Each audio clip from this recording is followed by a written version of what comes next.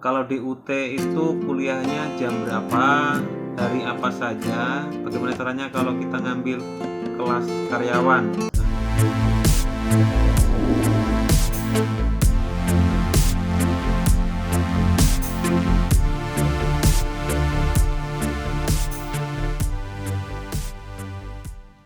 Baik teman-teman, jadi kalau kita menjawab sebuah pertanyaan yang diajukan oleh teman kita yang mau kuliah di UT, kita harus memberikan informasi yang berkaitan dengan sistem pembelajaran yang ada di UT itu seperti apa.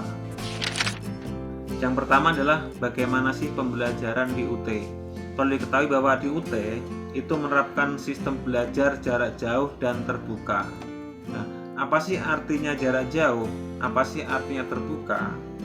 Pembelajaran jarak jauh itu artinya pembelajaran tidak dilakukan secara tatap muka, melainkan menggunakan media, baik media cetak maupun media non-cetak.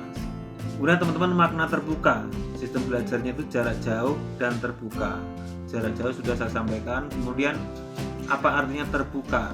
Terbuka artinya satu, tidak ada batas usia. Jadi teman-teman yang mau kuliah di UT itu tidak ada batas usia. Mau sudah usia 30, 35, 40, 45, 50, 60, 70, kalau misalnya masih bisa memungkinkan untuk belajar, silakan. Itu tidak ada batasnya teman-teman. Di UT seperti diketahui bahwa tidak ada batasan ijazah. Ya, teman-teman mau lulus SMA-nya 10 tahun yang lalu, 20 tahun, kalau misalnya memungkinkan untuk masih belajar, silakan bisa. Kemudian masa belajar, nah ini teman-teman, di UT tidak mengenal DO, tapi mengenalnya cuti. Jadi teman-teman mau kuliahnya 3 tahun selesai bisa, 4 tahun selesai bisa, 5 tahun selesai bisa, atau 10 tahun baru diselesaikan juga bisa. Nah itu yang dimasukkan masa belajarnya tidak harus itu. Kalau di perguruan tinggi yang lain itu biasanya kalau 9 semester atau 10 semester biasanya siap-siap untuk di DO. Nah kalau di UT tidak ada DO. Kemudian waktu registrasi menjadi mahasiswa UT itu setahun 2 kali ya teman-teman, sekitar bulan November, Desember, dan sekitar Agustus, September. Kemudian frekuensi mengikuti ujian. Nah teman-teman, ketika semester ini teman-teman tidak bisa, misalnya contoh kasus, misalnya teman-teman semester ini tidak bisa mengikuti ujian, maka teman-teman bisa meregistrasikan mata kuliah teman-teman di semester depan. Itu bisa dilakukan seperti itu. Atau teman-teman hanya melakukan ujian ulang, itu bisa teman-teman ya. Syarat utama adalah teman-teman harus mempunyai ijazah SMA dan sederajat. Boleh SMA, boleh SMEA, boleh SMK, boleh STM, boleh apa saja, sebenarnya teman-teman itu bebas. Kemudian pertanyaan yang kedua, cara belajarnya bagaimana? Teman-teman, mahasiswa UT diharapkan untuk dapat belajar secara mandiri. Mandiri artinya bisa dilakukan secara sendiri maupun berkelompok, baik dalam kelompok belajar maupun dalam kelompok tutorial. Nah, untuk menunjang pembelajaran tersebut, UT selain memberikan buku cetak yang berbentuk modul, UT juga memberikan fasilitas yang lain seperti perpustakaan digital, kemudian bahan ajar online. Bahan ajar online itu seperti modul tapi didesain seperti buku online, seperti e-modul ya teman-teman. Hampir mirip dengan RBV, cuma ada perbedaan sedikit. Nanti cek saja di bahan-ajar.ut.ac.id. Juga sudah saya sertakan videonya, saya sudah membuat videonya. UT juga memberikan namanya radio UT. Cek saja di webnya UT informasinya seperti apa. Kemudian UT juga memberikan fasilitas dalam belajar, itu yang disebut tutorial online. Tutorial online itu apa sih? Tuton itu apa sih? Tutorial online itu adalah fasilitas yang diberikan oleh UT untuk membantu mahasiswa dalam proses pembelajaran berbasis website Learning Management System atau LMS. Nah, dalam tutorial online itu teman-teman ngapain sih mahasiswa harus mengikuti tuton? Nah, teman-teman di dalam tuton atau tutorial online itu teman-teman nanti di sana di LMS-nya itu dikasih satu materi mata kuliah secara umum. Kemudian yang kedua, itu teman-teman diberikan inisiasi. Inisiasi itu adalah ringkasan dari intisarinya dari mata kuliah tersebut. Kemudian teman-teman juga diberikan soal diskusi yang harus didiskusikan antar sesama mahasiswa dalam kelas tersebut. Jadi di tutor nanti teman-teman juga dibagi per kelas ya. Jadi misalnya teman-teman mengambilnya mata kuliah Pancasila, maka nanti teman-teman akan bergabung dengan prodi-prodi yang lain yang mengambil mata kuliah yang sama. Itu namanya mata kuliah umum.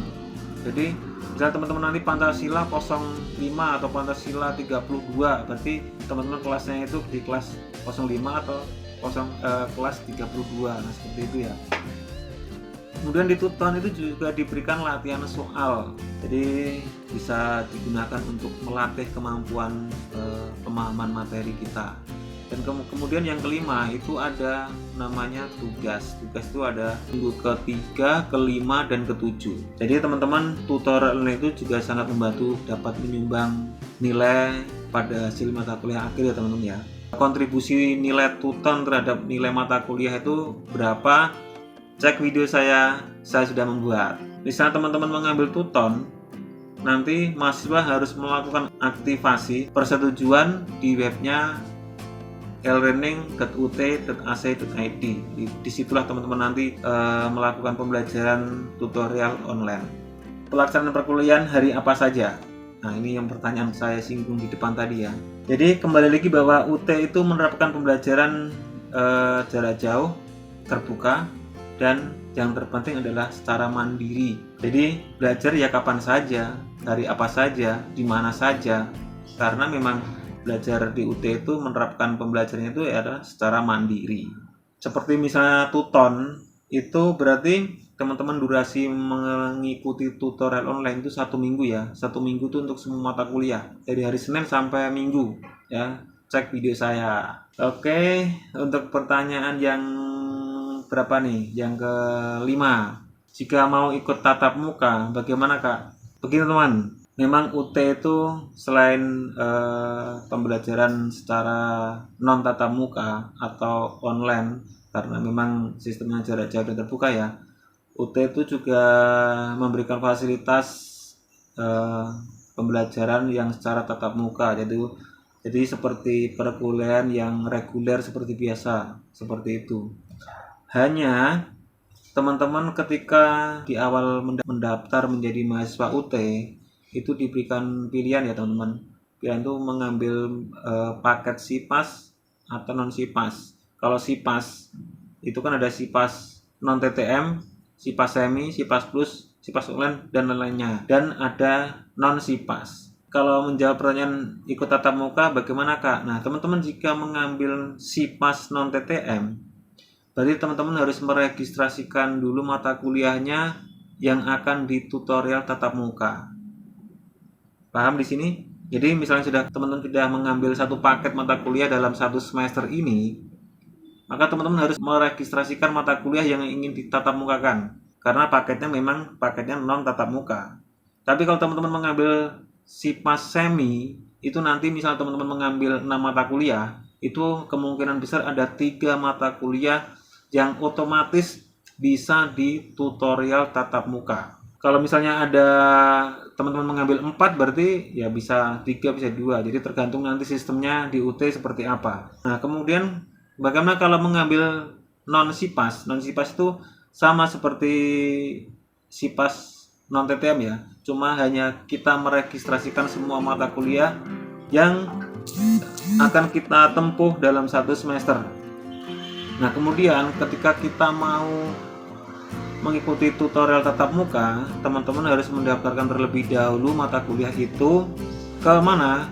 Bukan ke UT Pusat ya, tapi ke UPBJJ yang ada di sekitar tempat tinggal teman-teman. Mengapa demikian? Karena persyaratan untuk melakukan atau melaksanakan tutorial tatap muka ini itu maksimal 25 per kelompok. Itu pun kalau bisa. Misalnya saya contoh. Saya di UPBJJ Jakarta mengambil prodi Teknologi Pendidikan. Di Jakarta itu mahasiswa teknologi pendidikan itu lebih dari 25. ada sekitar mungkin bisa 70, intinya lebih dari 25. Tapi dari ke-25 itu kan tidak mendaftarkan TTM. Jadi kita tidak bisa untuk melakukan tutorial tatap muka karena kapasitasnya itu tidak terpenuhi, karena syarat utamanya adalah harus membentuk kelompok 25 per kelas ya, gitu ya. Dan ketika teman-teman mengajukan tutorial tatap muka, teman-teman dikenakan biaya lagi sebesar 150.000 per mata kuliah. Nah, seperti itu ya gambarannya. Kita ulang lagi kembali ke topik, yaitu pembelajaran di UT itu seperti apa. Satu, pembelajaran itu sistemnya pembelajaran jarak jauh dan terbuka, memakai sistem mandiri, belajar mandiri.